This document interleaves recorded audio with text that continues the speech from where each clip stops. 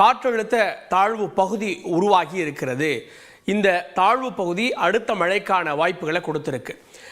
இதுவரை தமிழகம் 3 சுற்று நல்ல மழையை பெற்ற நிலையில் 3வது சுற்றில் தீவிரமான மழை வெள்ளம் ஏற்பட்டது. இப்போது 4வது சுற்றுக்கு ஒரு சிஸ்டம் தயாராகிவிட்டது.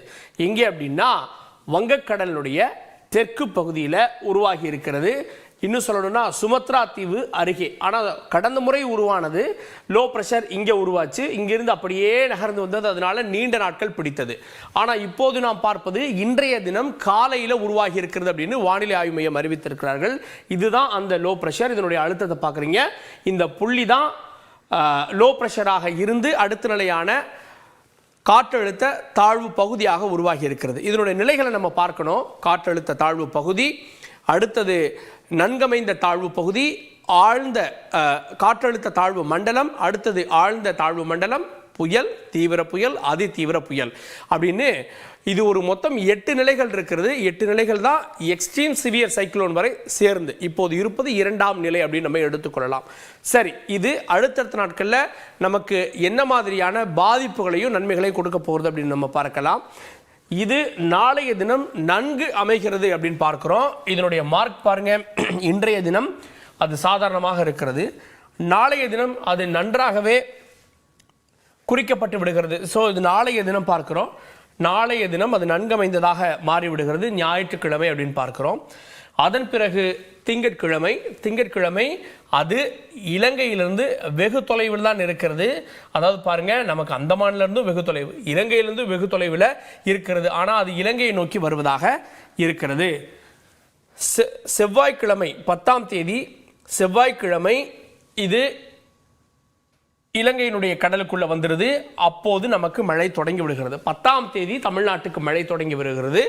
இது 10ஆம் தேதி வருகிற போதெல்லாம் அடுத்தடுத்த நிலைகளை நோக்கி மாறுன்றாங்க. இது ஆழ்ந்த தாழ்வு மண்டலம் வரை மாறுவதற்கான வாய்ப்பு இருக்கு, புயலாக மாறாது அப்படின்னு தனியார் வானிலை ஆய்வாளர்கள் கணிக்கிறாங்க, முன்கூட்டியே கணிக்கிறாங்க.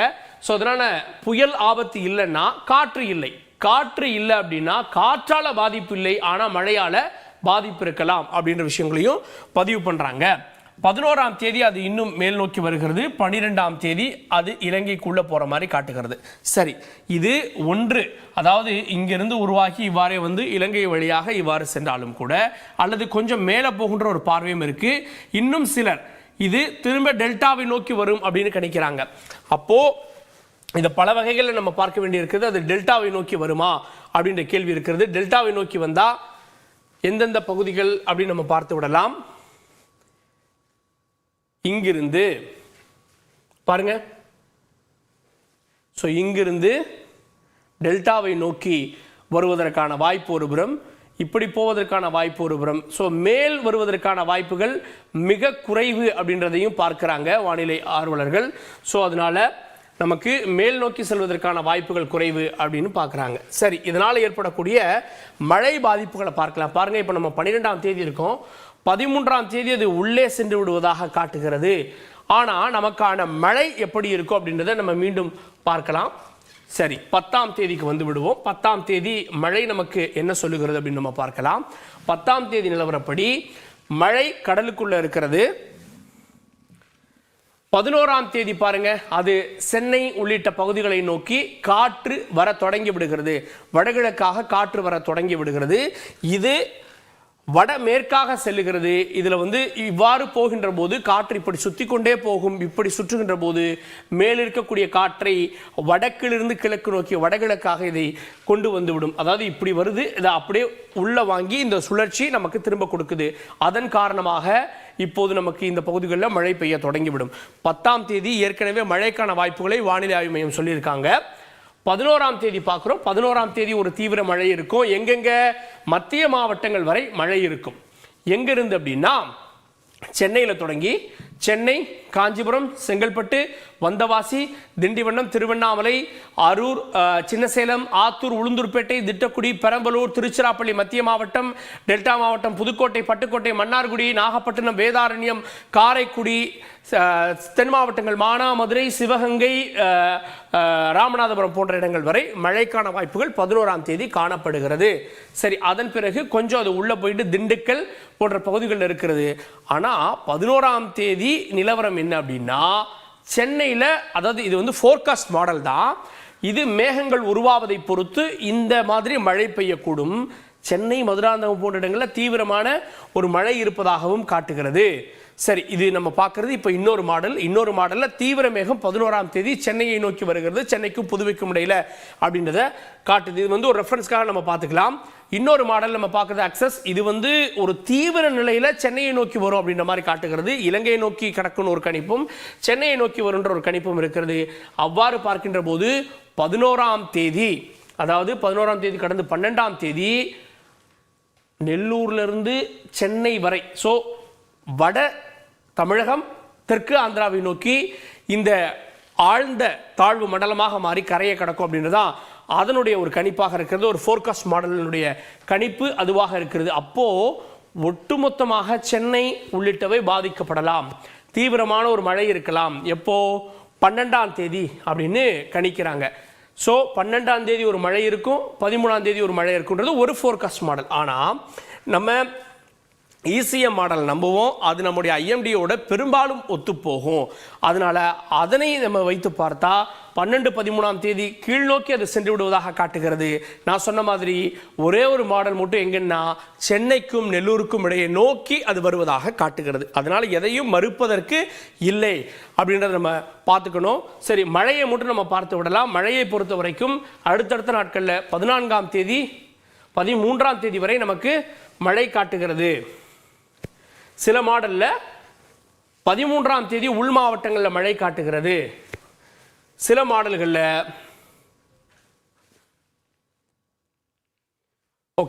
மாடல்களில் நெல்லூருக்கு பக்கத்தில், அதாவது அங்கே அந்த சுழற்சி செல்லும் வரை மழை காட்டுகிறது. அப்படி பார்க்குறப்போ நமக்கு நிச்சயமாக 13ஆம் தேதி வரை மழை இருப்பதற்கான வாய்ப்புகளை உருவாக்கி இருக்கிறது. 10, 11, 12, 13 இந்த நாட்களில் மழை இருப்பதற்கான வாய்ப்புகள் தெளிவாகிறது. இதில் இன்னும் ஒரே ஒரு விஷயம் சொல்லணும் அப்படின்னா, இது எங்கே கரையை கடக்கும், அதாவது இது வெறும் தாழ்வு பகுதியாக, நன்கமைந்த தாழ்வு பகுதியாக, தாழ்வு மண்டலமாக, ஆழ்ந்த தாழ்வு மண்டலமாக எதுவாக மாறினாலும் அது நிச்சயமாக மழையை கொடுக்கும்.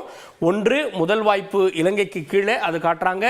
இன்னொரு வாய்ப்பு மத்திய, அதாவது டெல்டா மாவட்டங்களை நோக்கி. மூன்றாவது வாய்ப்பு சென்னையிலேயே கரையை கிடக்கும், ஆந்திராவில் ஒரு எஜ்ஜும் சென்னையில் ஒரு எஜ்ஜும் இருக்கும் அப்படின்னு மாதிரியான ஃபோர்காஸ்ட் மாடல்ஸ் இருக்கிறது. இது அடுத்தடுத்த நாட்களில் தான் டெவலப் ஆக தான் உண்மையிலே எங்கே கரையை கிடக்கும் அப்படின்னு தெரியுது. இப்போ நமக்கு இருக்கக்கூடிய அச்சம் நம்முடைய வாட்டர் பாடிஸ் எல்லாம், நீர்நிலைகள்லாம், குளங்கள் எல்லாம், ஏரிகள் எல்லாம் இன்னும் சொல்லணும்னா பூமி வரை நீரை தன்னகத்தே வைத்திருக்கிறது. இப்போ இதுக்கு மேலே மழை பெய்யறப்போ அது முதல்ல ஒரு லேசான மழையில் தரைகள்லாம் நனைந்து விடும்.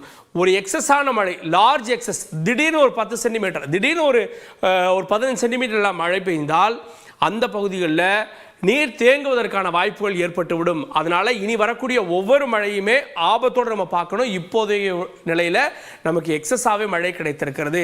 சரி, ஆனால் வானிலை மையம் என்ன சொல்கிறாங்கன்னா, இது 15 வரைக்கும். தனியார் ஆர்வலர்கள் என்ன சொல்கிறாங்கன்னா, அடுத்து வரக்கூடிய சில நாட்களையும் கணிக்கிறார்கள். 17ஆம் தேதி பார்க்குறோம், 17ஆம் தேதி வாக்கில் ஒன்று உருவாகுவதாக காட்டுகிறார்கள். ஸோ அது கொஞ்சம் உள்ளே நகர்ந்து வருவதாக தெரிகிறது. அவர்களை பொறுத்த வரைக்கும் இப்போ 21ஆம் தேதி நிலவரத்தெல்லாம் பார்க்குறோம். இந்த 21ஆம் தேதி, அதாவது 17 உருவாகி பாருங்க, 17ஆம் தேதி இங்கே ஒரு சுழற்சி மாதிரி இருப்பதை பார்க்குறோம். ஆனால் நமக்கு வடகிழக்கு காற்றால மழை இருக்கும். 18ஆம் தேதி அந்த சுழற்சி நன்கமைகிறது. 19ஆம் தேதி அது அங்கேயே இருக்கிறது. 20ஆம் தேதி, 21ஆம் தேதி. ஸோ 21ஆம் தேதி காற்று பார்த்தலாம். 21ஆம் தேதி அது நல்ல லோ ப்ரெஷர் ஆயிடுது. இப்போது உருவாவது ஒன்று, அதாவது இன்று உருவானது ஒன்று, அடுத்து 16, 17, 18 இந்த தேதிகளில் உருவாகக்கூடியது ஒன்று. இன்னும் சொன்னால் 18ஆம் தேதி நன்கு அமைகிறது. 18ஆம் தேதி உருவாகக்கூடிய ஒன்று, 21, 22 அந்த மாதிரி வரலாம் அப்படின்றது செகண்ட் ஆப்ஷனாக சொல்கிறாங்க. இதுவும் மழையை கொடுக்கக்கூடியது. ஏன்னா இங்கே உருவாகி இங்கே வருவதால் அது கொஞ்சம் குறைந்த அழுத்தத்தோடு இருக்கும் அப்படின்ற விஷயங்களை பதிவு பண்ணுறாங்க.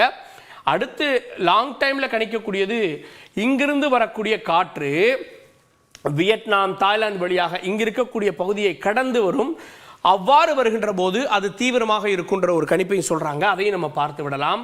எங்கே இருந்து அப்படின்னா சீனா, அதை அழுத்தத்தை நம்ம குறைச்சிடலாம். ஓகே, சீனாவுடைய தென்பகுதியிலிருந்து இங்கிருந்து வரக்கூடிய காற்றின் மூலமாக இங்கே ஒரு புயலுக்கான வாய்ப்புகளை கணிக்கிறார்கள். காரணம் என்ன அப்படின்னா, இந்த கடல் பகுதி ஆக்டிவா இருக்கு. அதாவது என்னன்னா, கடலை பல வகையாக பிரிக்கிறார்கள். முதல்ல கடல்ல எங்கிருந்து காற்று வந்தாலும் அது வந்து அதன் பிறகு புயலாக மாறும். ஆனால் இந்த எம்ஜேஓ அலைவுக்கு அப்புறமா இந்த கடல் பகுதியை பல வகைகளாக பிரிக்கிறாங்க. இதை வந்து நம்ம அச்சரேகை தீர்க்கரேகை மாதிரி கோடுகளை வரைந்து ஒவ்வொரு பகுதியும் என்னென்ன காலகட்டத்தில் ஆக்டிவாக இருக்கும். ஒரு பகுதி ஆக்டிவாக இருக்குன்னா அங்கே திடீரென மேகங்கள் உருவாகி அதீத மழை பொழிவை கொடுக்கும். அதுதான் ஆக்டிவ் அப்படின்றது. சிஸ்டம் தொடர்ந்து உருவாகி கொண்டே இருக்கும். ஸோ இப்போது இந்திய பெருங்கடல் ஆக்டிவாக இருக்கிறது. இந்த பகுதி ஆக்டிவாக இருக்கிறதால வரக்கூடிய மழையும் தீவிரமாக இருக்கும் அப்படின்னு கணிக்கிறாங்க. அதனால தான் லேசாக கடந்து போன, அதாவது கிருஷ்ணகிரியில் குறைந்த நேரத்தில் நின்ற மேகமே மழையை கொட்டி வெள்ளப்பெருக்கு ஆக்கி விட்டது அப்படின்றாங்க.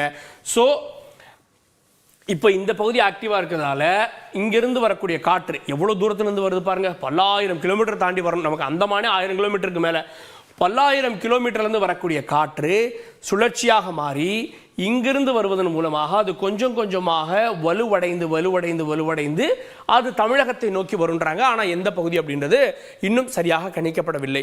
இது டிசம்பர் இறுதியில், இன்னும் சொல்லணும்னா நவம்பரை அதாவது டிசம்பர் டு ஜனவரி அந்த தேதிகள் அது வரும் அப்படின்றத கணிக்கிறாங்க. அவ்வாறு வருகின்ற போது ஒரு தீவிரமான தன்மையோடு இருக்கும் அப்படின்றதா தனியார் வானிலை ஆய்வாளர்கள் சொல்லுவது. காரணம் என்னன்னா, அது ரொம்ப பெரிய தூரத்திலிருந்து வருகிறது. வரும்போது அது காற்றையும் ஈரப்பதத்தையும் மேகங்களையும் தன்னோடு கொண்டு வரும்.